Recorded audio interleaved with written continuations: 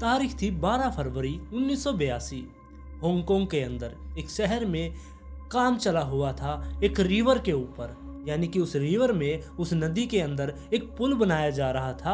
और साथ में जो उसके वर्कर थे, वहाँ पर एक वर्कर जो हमेशा वहाँ पर आया करता और उसका बस यही काम था कि उस नदी में जितना भी कचरा है वो उसको बाहर निकाल दे। और इसी सिलसिले में आज 12 फरवरी को वो वर्कर वहाँ पर पहुँचा था। उसने आकर जैसे ही नदी से कूड़ा निकालना शुरू किया, उसका ध्यान किसी अजीब चीज पर गया। जब वो उसके पास में जाता है, उसने देखा कि वो तो एक इंसान का सर है, जिसे देखकर वो बहुत ही ज्यादा डर गया और वो पीछे की तरफ भागने लगा। वो भागता भागता अब पुलिस वालों के पास जा पहुंचा था। पुलिस वालों को उसने सारी बात बताई, जिसके बाद पुलिस वाले अब उस नदी पर आ गए थे। उन्होंने जैसे ही उस नदी के अंदर से उस सर को बाहर निकाला, वो भी देखकर हैरान थे कि ऐसा ब्रूटली मर्डर कौन कर सकता है। और उन्होंने देखा कि ये किसी महिला का सर है, क्योंकि उसके बहुत लंबे लंबे बाल थे, उसके कानों में सोने की बालियां थी, साथ में उसके नकली 2-4 दांत भी थे।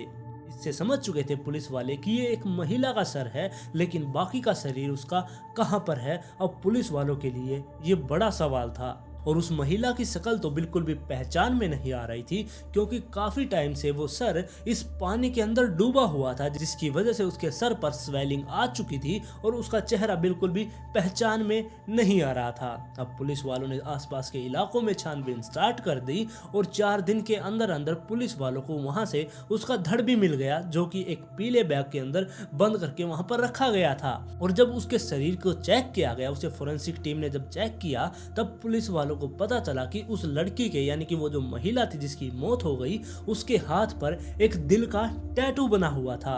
और यही अब पुलिस वालों के लिए सबसे बड़ा सुराग था इस महिला का पता करने के लिए, क्योंकि 80 के दशक में बहुत कम लोग ऐसे थे जो टैटू बनवाया करते, और इसीलिए अब इस महिला को ढूंढना आसान होने वाला था।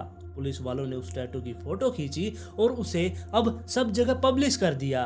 कुछ ही टाइम बाद वहां पर 2 शख्स आते हैं, एक तो अधेड़ उम्र का था और एक नौजवान व्यक्ति था। उन दोनों का दावा था कि जो मरने वाली महिला है उसका एक तो पिता था और एक उसका पति था। और उन्होंने आकर पुलिस वालों से बात की और उस महिला के पिता ने बताया कि मेरी बेटी के दाहिने हाथ पर एक दिल का टैटू बना हुआ था और वही टैटू आप लोगों ने पब्लिक में डाला था, जिसे पहचान कर मैं यहाँ पर आया हूँ। और साथ में उसने बताया कि मेरी बेटी ने अभी दांत चेंज करवाए थे, क्योंकि उसके दांतों से वो खुश नहीं थी। फिर उस लड़की की पहचान चैन फुंग लैन के रूप में हुई, जो कि अभी सिर्फ 22 साल की थी और उसकी 2 बेटियां भी थी, जिसकी वजह से वो एक क्लब के अंदर काम किया करती। अब पुलिस वाले इस चीज को खंगालना शुरू करते हैं कि इसकी मौत कैसे हुई होगी, इसको किसने मारा होगा। सबसे पहले तो उन्हें इस बारे में पता चला कि इसके पति के साथ इसकी अनबन चल रही थी, क्योंकि जो ये लैन थी, इसका क्लब के अंदर किसी 4 आइज नाम के व्यक्ति के साथ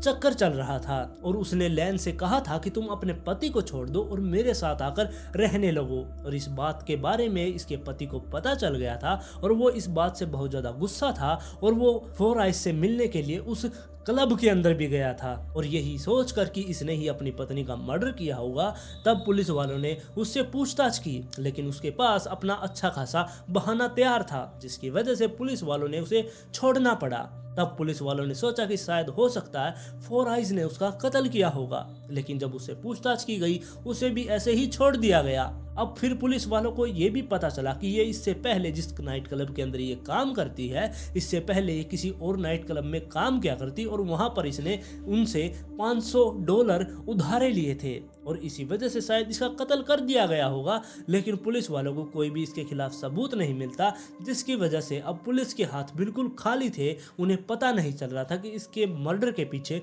कौन हो सकता है। फिर पुलिस वाले पूछताछ करते करते अब उस टैक्सी स्टैंड पर पहुंचे, जहां पर 3 फरवरी को आखिरी बार लैन को देखा गया था, क्योंकि 3 फरवरी के दिन वो बहुत ही ज्यादा ड्रिंक कर रखी थी उसने और वो क्लब से बाहर निकली। बाहर जाकर वो अजीब हरकतें कर रही थी, जिसकी वजह से जो उसके कोलीग्स थे उसने आकर यहाँ पर टैक्सी वगैरह रोकी और उस टैक्सी के अंदर उसे बैठा दिया, जिसके बाद वो यहाँ से चली गई। और उस दिन के बाद किसी ने भी लैन को नहीं देखा था। अब पुलिस वाले उस टैक्सी वाले को ढूंढना चाहते थे, लेकिन किसी भी व्यक्ति को उस टैक्सी का नंबर याद ही नहीं था। तो अब इस इतने बड़े शहर के अंदर इतनी सारी टैक्सियां और उस एक टैक्सी को ढूंढना ऐसे था कि भूसे के घास के अंदर से सुई ढूंढने के बराबर। पुलिस वाले अपनी जांच में लगे रहे लेकिन उनके हाथ कुछ भी नहीं आ रहा था और ऐसे ही महिला एक एक करके यहाँ से गायब होती रही। इस शहर के अंदर बहुत ज्यादा डर का माहौल फैल चुका था, लेकिन कर भी क्या सकते थे। और ऐसे ही टाइम बीतता है। फिर अगस्त महीने का टाइम आ चुका था। अगस्त महीने के बीच के अंदर एक पुलिस वालों के पास फोन आता है। उस शख्स ने बताया कि मैं फोटोग्राफर की एक दुकान के अंदर काम करता हूं, मैं उसका एक वर्कर हूं और मुझे यहाँ पर कुछ अजीब मिला है। जब मैं यहाँ पर इन फोटोज को अब बना रहा था, यानी कि जो पुराने जमाने में यानी कि 80 के दशक में उस टाइम पर फोन का चलन नहीं था, वहां पर जो कैमरे हुआ करते वो रील वाले कैमरे हुआ करते और फोटो खींचने के बाद उन रील्स के अंदर से हमें फोटो को तैयार करवाना पड़ा करता। और ऐसा ही ये वर्कर था, ये फोटोशॉप थी जो रील के अंदर से फोटो को तैयार किया करती। अब जो ये वर्कर था इसने पुलिस वालों को बताया कि जब मैं उस रील से फोटो बना रहा था मैंने यहाँ पर कुछ अजीब देखा। ये किसी इंसान के शरीर के फोटोज थे जिसको बहुत ही बुरी तरीके से काटा गया था। ये सुनते ही पुलिस वाले उस फोटोशॉप की दुकान पर आ पहुंची। आकर उन्होंने उनसे पूछताछ की। उस कर्मचारी ने बताया कि मैं यहाँ पर इन फोटोज को कलेक्ट कर रहा था, मैंने इनको ठीक किया तब मुझे ये फोटोज मिली। अब पुलिस वालों ने जैसे उन फोटोज को देखा तब उन्हें भी बहुत अजीब लगा और तभी उस दुकान का मालिक भी वहां पर आ पहुंचा था। उसने आकर पुलिस वालों को बताया कि ये हर रोज का ही काम है, जो ये कस्टमर है जो ये हमारे पास फोटो लेकर आया है ये हर बार ही हमारे पास ऐसी फोटो लेके आता है, क्योंकि ये एक मुर्दा घर में काम करता है और वहां पर जो भी पोस्टमार्टम वगैरह होता है उनकी फोटोज का इसे काम मिला हुआ है, ये उनकी फोटोज क्लिक करता है। इसके बाद पुलिस वाले उसकी बात को मान जाते हैं और साथ में उस मालिक ने यह भी बताया कि हमेशा मैं ही इस काम को किया करता, क्योंकि मुझे डर था अगर मैं अपने वर्कर को ये काम दूंगा शायद वो इस चीज से डर सकते हैं और इसीलिए ये काम मैं हमेशा खुद ही किया करता। लेकिन आज मुझे कहीं बाहर जाना था तब मैंने अपने इस वर्कर को इस काम को सौंपा था और इसने आपको बता दिया। पुलिस वाले उसकी बात को तो मान चुके थे, लेकिन उन्होंने जब उन फोटोज को ध्यान से देखा तब उन्हें पता चला कि ये ढंग से पोस्टमार्टम नहीं हुआ है। इन फोटोज के अंदर जितनी भी डेड बॉडीज थी उनका किसी का भी ढंग से पोस्टमार्टम नहीं किया गया था, क्योंकि जो डॉक्टर्स होते हैं वो प्रोफेशनल होते हैं, उन्हें पता होता है कैसे पोस्टमार्टम किया जाता है, कैसे कट मारा जाता है और वो सारा का सारा पोस्टमार्टम सर्जिकल टूल से होता है। लेकिन इन फोटोज के अंदर ऐसा देखा जा रहा था कि सर्जिकल टूल्स का बहुत कम उपयोग किया गया है, बल्कि कोई बाहर की चीज से इन बॉडीज को काटा गया है। पुलिस वाले अब इस चीज पर ध्यान दे रहे थे। उन्होंने फोरेंसिक वालों को भी बुलाया, तब उन्हें क्लियर हो गया कि शायद यहाँ पर कुछ गड़बड़ हो सकती है और हमें यहाँ से कोई सुराग मिल सकता है। फोटोज को खंगालते खंगालते उन्हें फोटोज के कोने में एक बिल्कुल छोटी सी जगह पर किसी का चेहरा दिखाई दिया। उसको जब जूम किया गया वो एक 17 साल की लड़की थी जिसका नाम लैंग वाई शूम था, जो कि 1 महीने पहले ही लापता हुई थी। उसकी रिपोर्ट पुलिस स्टेशन के अंदर लिखवाई गई थी। उससे मिलता जुलता ये चेहरा था। अब पुलिस वालों को इस व्यक्ति पर पूरा शक होने लगा, जिसकी वजह से उन्होंने अपनी टीम को सिविल ड्रेस के अंदर इस दुकान के चारों तरफ में फैला दिया। वो यहाँ पर कोई दुकान वाला, किसी ने वहां पर रेडी लगा ली, कोई उस फोटोशॉप के अंदर काम करने लगा, ऐसे करके उस पूरी दुकान को चारों तरफ से घेर लिया और वो वेट करने लगे उस व्यक्ति का फोटो लेने आने के लिए। और ऐसे ही टाइम बीतता है और 17 अगस्त को शाम के 6:15 बजे एक टैक्सी आकर उस फोटोशॉप के सामने रुकती है। उसके अंदर से नौजवान लड़का उतरता है और सीधा ही उस फोटोशॉप के अंदर एंटर हो जाता है। उसने जाकर अब उसके मालिक से यानी कि दुकान के मालिक से अपनी फोटोज मांगी और तभी पुलिस वालों ने उसे अरेस्ट कर लिया, जिसके बाद वो बहुत ज्यादा घबरा गया। उस लड़के ने पुलिस वालों से कहा कि मैं अपने दोस्त के लिए ये काम करता हूँ, क्योंकि वो न्यूज़ रिपोर्टर है और उसके लिए ही मैं ये फोटो यहाँ पर बनवाने के लिए लाया था। वैसे तो हम घर पर ही ये बना लेते हैं, हमारे पास इसका इक्विपमेंट भी है, लेकिन हमारा इक्विपमेंट अब की बार टूट गया था, जिसकी वजह से हम इसे यहाँ पर लेकर आए हैं। पुलिस वाले उसकी बात तो मान लेते हैं, लेकिन उसे साथ में ले चलते हैं कि तुम्हारा दोस्त कहाँ पर है, हमें वहां तक लेकर चलो। लेकिन जहाँ पर वो उसे लेकर जाता है वहां पर उसका कोई भी दोस्त नहीं आया, यानी कि ये सरासर पुलिस वालों को झूठ बोल रहा था। और उसके साथ साथ पुलिस वालों ने उसकी टैक्सी को भी हिरासत में ले लिया था। और जब उस टैक्सी की जांच की गई तब उसके अंदर से एक हथकड़ी, एक चाकू और एक बहुत लंबी तार मिली थी। और जिस लड़के को पुलिस वाले ने पकड़ा था ये 27 साल का लैमकोर वोन था, जो अपने भाई बहनों के साथ कावा वोन रोड पर रहा करता। लैमकोर का जन्म 22 मई 1955 को मलेशिया के अंदर हुआ था।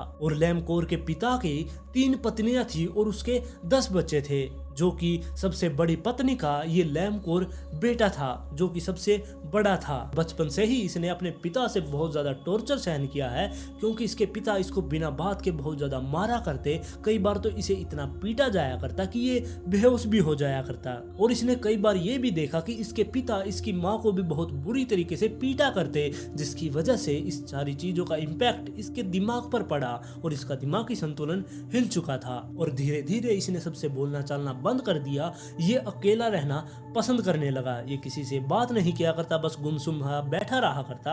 और ऐसे ही ये टॉर्चर सहन किए जाया करता। और ये टॉर्चर जब तक सहन किया इसने, जब तक कि इनका पूरा परिवार हांगकांग ना चला गया। हांगकांग जाने के बाद ये इतना ज्यादा मजबूत हो गया था कि इसके सामने कोई भी परेशानी हो उसको ये झेल सकता था। उस दिन में तो लैमकोर अपने घर के अंदर पड़ा रहा करता, लेकिन शाम को वो एक टैक्सी ड्राइवर के रूप में काम करने लगा। जब वो टैक्सी चलाया करता रात के टाइम पर, उस टाइम पर उसे बहुत ही ज्यादा सुकून मिला करता। ऐसे ही वो बहुत ही ज्यादा खुश रहने लगा था।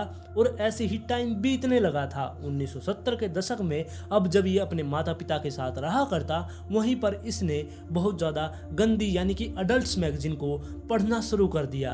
अब ये उनको कलेक्ट करना भी इसने शुरू कर दिया था, उनको अपने पास रखा करता, उनको पढ़ा करता। लेकिन ये सीधे ही बुक स्टोर से जाकर उन मैगजीन को नहीं खरीदा करता, बल्कि उनको मनी ऑर्डर से मंगवाया करता, क्योंकि इसे सीधे खरीदने में बहुत ज्यादा शर्म आया करती। और इन सारी मैगजीन को ये बहुत ही छुपा कर रखा करता। इसके पास एक संदूक था जिसके अंदर ये अपनी सारी मैगजीन को छुपा कर रख दिया करता और उसके ताला मार दिया करता। और उस संदूक को छूने की किसी को भी इजाजत नहीं थी। और जब भी इसका मन किया करता, ये खुद को सेटिफाइज करने के लिए उन तस्वीरों को यानी कि उस मैगजीन को बाहर निकालता, उसके अंदर तस्वीरें देखता और खुद को सेटिफाई किया करता। और जब ये इन चीजों से ऊब जाया करता, ये एक कैमरा उठाता और सीधा ही फीमेल टॉयलेट के अंदर घुस जाया करता।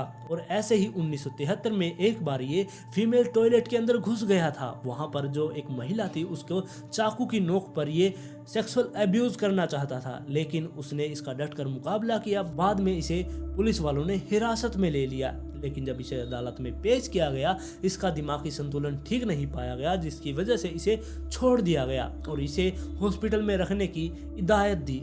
इसे हॉस्पिटल के अंदर 102 दिन रखा गया, जिसके बाद इसे वापस से छोड़ दिया गया। और 1981 में जाकर इसने एक नई पहचान के साथ वहां पर टैक्सी चलाना शुरू कर दिया था। और दूसरी तरफ पुलिस वाले जब इसके घर के अंदर गए, इसके कमरे को जब खोला गया, उस छोटे से कमरे को इसने बहुत बड़ा स्टूडियो बना रखा था। वहां पर प्रोफेशनल उपकरण थे, यानी कि उस सारी चीजों के इक्विपमेंट्स रखे हुए थे जो कि एक प्रोफेशनल फोटोग्राफर को चाहिए होते हैं। और जो लैमकोर का कमरा था वो इसके पिता के बराबर वाला कमरा था और सामने वाला कमरा इसकी बहन का था। और जो ये लैमकोर था, इसके साथ इसका छोटा भाई इसके कमरे में रहा करता। और जो लैमकोर था वो नीचे वाले बेड पर सोया करता और जो इसका छोटा भाई था वो ऊपर वाले बेड पर सोया करता। यानी कि जो भी ये चीज रखा करता वो अपने बेड के नीचे छुपा कर उस संदूक के अंदर रखा करता। और इसके भाई को ये इजाजत नहीं थी कि ये उस संदूक को छू भी सके। अगर ये उस संदूक को छूता तो लैमकोर उसके ऊपर बहुत ही ज्यादा गुस्सा हो जाया करता। और पुलिस वाले जब उस कमरे में पहुंचे थे, उन्होंने जो फोटोग्राफर की शॉप के अंदर वो फोटोज देखी थी, उसके अंदर उसका वो संदूक भी देखा गया था। अब पुलिस वाले जैसे ही उस कमरे में पहुंचे, उन्होंने उस संदूक को देखा, उस संदूक को बाहर निकाला। उसे जैसे ही खोला, उसके अंदर बहुत सारी अडल्ट्स मैगजीन थी, जिसे देखकर पुलिस वाले थोड़े चौंक गए थे। और साथ में उसके अंदर 40 वीडियो टेप्स थे, एक हैंडबैग और एक सफेद रंग के जूते भी थे। और 4 दिन तक इसके रूम की ऐसे ही तलाशी चलती रही, जिसके बाद पुलिस वालों की नजर वहां पर रखे कंटेनर पर गया, जो कि प्लास्टिक के छोटे छोटे कंटेनर थे। उनके ऊपर पुलिस वालों का ध्यान गया था। जैसे ही वो उसके पास पहुंचे, उसके अंदर से बहुत गंदी बदबू आ रही थी। पुलिस वालों ने उसे खोल कर देखा, उसके अंदर महिलाओं के प्राइवेट पार्ट्स को संभाल कर रखा गया था। पुलिस वालों को उस घर के अंदर से महिलाओं के बाल, बहुत सारे खून के धब्बे, ये सारी चीजें भी मिली थी। और इतने सारे सबूत मिलने के बाद भी लैमकोर इस गुनाह को कबूल नहीं कर रहा था। वो बिल्कुल मना कर रहा था कि मैंने तो कुछ किया ही नहीं। जिसके बाद पुलिस वालों ने लैमकोर के भाई और उसके पिता को उठाया, उनको हिरासत में लिया, उनसे पूछताछ की गई। और जब उनसे पूछताछ की गई तब उन्होंने बताया कि हमें तो इसके बारे में कुछ भी पता ही नहीं है, क्योंकि ये अपनी चीजों को हमें छूने ही नहीं देता। अगर हम इसकी चीजों की तरफ देख भी लेते हैं तो ये हम पर बहुत ही ज्यादा भड़क जाता है। अब पुलिस वालों ने उन 40 टेप्स को देखना स्टार्ट कर दिया। उनमें से जो 3 मेन थी उनको पुलिस वालों ने देखा। वो बहुत ही ज़्यादा डरावनी थी, क्योंकि उनके अंदर महिला को कैसे मारा जा रहा था वो सारी की सारी चीज़ें रिकॉर्ड की गई थी। और उन वीडियोज़ के अंदर इतनी भयानक चीज़ थी, जब उनको चलाया गया कई तो पुलिस वाले वहीं पर उल्टी करना उन्होंने स्टार्ट कर दिया। और साथ में पुलिस वालों ने जो वहाँ पर महिला पुलिस वाली थी, महिला फोरेंसिक वाली थी, उनको इस चीज़ से बाहर रखा ताकि वो उनके दिमाग पर चीज का इम्पैक्ट ना पड़े। और इन सब के बाद लैमकोर ने अपने गुनाह को कबूल कर लिया और उसने अपना सर नीचे की तरफ झुका लिया और बाकी की चीज उसने बतानी स्टार्ट की। उसने सबसे पहले अपने पहले शिकार के बारे में बताया, जो कि वो लड़की थी जो कि क्लब के अंदर काम किया करती, यानी कि चैंग फुंग लून। उस महिला को इसने उस क्लब के बाहर से अपनी टैक्सी के अंदर बैठाया था। थोड़ी दूर जाने के बाद उसने गाड़ी रोकने के लिए कहा। जैसे ही उसने गाड़ी रोकी वो उतर कर बाहर उल्टी करने चली गई। उल्टी कर वो वापस से गाड़ी के अंदर आकर बैठती है, जिसके बाद गाड़ी चलने लगती है। लेकिन रास्ते में जब उसने पूछा, यानी कि लैमकोर ने उस महिला से पूछा कि तुम्हें जाना कहाँ है, वो बार बार अपनी डेस्टिनेशन को बदल रही थी। कभी तो कह रही थी मुझे वहाँ पर जाना है, कभी कह रही थी वहाँ पर जाना है। इस चीज़ से जो ये लैमकोर था बहुत ही ज्यादा इरिटेट हो गया। इसको उसके ऊपर गुस्सा आने लगा। जिसके बाद लैमकोर उसे एक सुनसान जगह पर लेकर जाता है और वहां पर जाकर तार के साथ उसका गला घोंटकर उसको मार देता है। और इसके बाद उसने अपना दूसरे शिकार के बारे में बताया, जो कि एक 25 साल की चैन वोन किट नाम की महिला थी। और जिस दिन उस महिला को लैमकोर ने उठाया था उस दिन बारिश हो रही थी। शाम के 5:30 बजे उसने उसे गाड़ी में डाला, जिसके बाद वो उसे अपने साथ लेकर वहां से चला गया। रास्ते में उसने चाकू के बल पर उसके हाथों में हथकड़ियां लगाई और उसका गला घोंट दिया और उसको मार दिया। जिसके बाद चाकू से उसके प्राइवेट पार्ट्स को, जो उसके सेंसिटिव पार्ट्स थे, उनको काट कर अपने पास रख लिया। बाकी के शरीर को काट कर उसने अखबार में लपेटा और अपनी डिग्गी में फेंक दिया। जिसके बाद रात में उसने थांग रोड पर उन टुकड़ों को फेंक दिया। और इस चीज को इसने उस वीडियो कैमरे के अंदर भी बिल्कुल साफ साफ दिखाया था। जो इसकी तीसरी विक्टिम थी उसको इसने 4 बजे नाइट क्लब के बाहर से उठाया था, जो कि एक 29 साल की सना नाम की महिला थी। उस महिला को इसने अपनी टैक्सी में बैठाया और उसे बिठाते ही उसका गला घोंट दिया। और इस महिला को मारने के बाद वो उसे अपने घर पर लेकर गया। घर पर ले जाकर उसने अपने 4 पाई के ऊपर अपने कैमरे को सेट कर दिया और सामने जाकर वो बैठ गया। उस महिला को सामने लेटा लिया। चाकू से उसके पेट को काटा गया। उसके पेट को काट कर उसके अंदर से उसने उसकी आंतों को बाहर निकाल लिया। जिसके बाद वो उसकी आंतों को चाट कर देखने लगा। उसने पहली बार किसी इंसान के मांस को चखा था। जिसके बाद उसने उसके शरीर को पैक किया और वही थांग रोड के ऊपर जाकर फेंक दिया। और जो ये लैमकोर था, इसका कहना था कि जो मैंने ये 3 महिलाओं का कत्ल किया है, ये मेरे लिए बिल्कुल बेकार थी, क्योंकि ये तीनों की तीनों नाइट्स क्लब के अंदर काम किया करती। जिसके बाद इसने बताया कि जो चौथी इसकी विक्टिम थी वो इन सब से अलग थी। वो एक 17 साल की लड़की थी जिसका नाम लियोंग शोन वोन था। वो बहुत ही ज्यादा प्यारी लड़की थी। वो कॉलेज में पढ़ा करती। रात के 11 बजे मैंने उसको टैक्सी में बैठाया, जिसके बाद चाकू के बल पर मैंने उसके हाथों में हथकड़ी लगा दी और कई घंटों तक मैंने उसके निजी जीवन के बारे में उससे बातें की। और जब मैं उससे बात करता करता थक गया तब मैं उसे अपने अपार्टमेंट में लेकर गया और वहां पर उसकी तार से गला घोंटकर उसको भी मार दिया। जिसके बाद लैमकोर को अब अदालत में पेश किया जाता है। वहां पर सभी के सभी लोग हैरान थे इसकी इन कारनामों को सुनकर। और वकीलों का ये भी मानना था कि ना तो यहाँ पर उन वीडियो फुटेज को दिखाया जाएगा और ना ही जो उसने उन कंटेनर के अंदर रखे हुए थे उनको यहाँ पर लाने की जरूरत है, क्योंकि जो ये सब कुछ बता रहा है इसने सब कुछ कबूल कर लिया है। और वहां पर 5 साइकियाट्रिस्ट को भी बुलाया गया था, जिसमें से 3 साइकियाट्रिस्ट का मानना था कि ये बिल्कुल ठीक है, इसने अपने पूरे होशो हवास में इन महिलाओं का कत्ल किया है। लेकिन जो 2 साइकियाट्रिस्ट थे उनका मानना था कि ये दिमागी रूप से बीमार है, इसको इलाज की जरूरत है। फिर ये केस ऐसे ही आगे बढ़ता रहता है और 18 दिन के बाद 8 अप्रैल को इस केस के ऊपर 3-4 घंटे वार्तालाप करने के बाद इस डिसीजन पर अदालत पहुंची कि ये दोषी है। लैमकोर को वहां पर दोषी ठहराया गया और उसे मौत की सजा सुना दी गई। लेकिन 29 अगस्त को हांगकांग के गवर्नर ने इस सजा को हटाकर आजीवन कारावास कर दी और इसके बाद इसे जेल के अंदर भेज दिया गया और आज भी ये उसी जेल के अंदर रहता है और उसी जेल की वर्कशॉप के अंदर ये काम करता है। कुछ $1000 ये वहां से कमा भी लेता है। और लैमकोर ने 4 महिलाओं के कत्ल को ही कबूल किया कि उसने 4 महिला को ही मारा है, लेकिन उसके पहले बहुत सारी महिला यानी कि 15 महिला वहां से गायब हुई थी, उनका कत्ल किया गया और ऐसे ही सेम तरीके से उनके शरीर को इतनी बुरी तरीके से अस्त व्यस्त कर दिया था, उनकी बिल्कुल पहचान ही नहीं हो पाई कि वो महिला कौन थी। क्या लैमकोर के लिए इतनी सजा काफी है? आप लोग इस कहानी के बारे में अपनी राय मुझे कमेंट में जरूर दें। और आज की स्टोरी में बस इतना ही। अगर आप इस चैनल पर पहली बार आए तो चैनल को सब्सक्राइब कर ले, वीडियो पसंद आई तो लाइक एंड शेयर जरूर करें और जल्द ही मिलते हैं ऐसे ही एक और इंटरेस्टिंग केस के साथ।